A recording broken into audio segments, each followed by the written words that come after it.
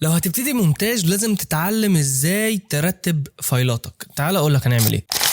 اول حاجه انت محتاج تعمل فايل للبروجكت نفسه. الفايل ده هتحط فيه مثلا الفايل بتاع ادوبي بريمير البروجكت، هتحط فيه الفايل بتاع افتر افكتس. هتعمل فايل تاني وتكتب عليه ماتيريال. فايل الماتيريال ده هتحط فيه الداتا اللي جايه من الكاميرا، هترتبه وتقسمه وتخليه كاميرا 1 كاميرا 2 كاميرا 3 كاميرا 4 على حسب عدد الكاميرات اللي جايه لك بيها الداتا. رابع حاجه محتاج تعمل فايل للستوكات لو انت هتنزل ستوكات. خامس فولدر هيكون للساوند افكتس. سادس فولدر هيكون للميوزك.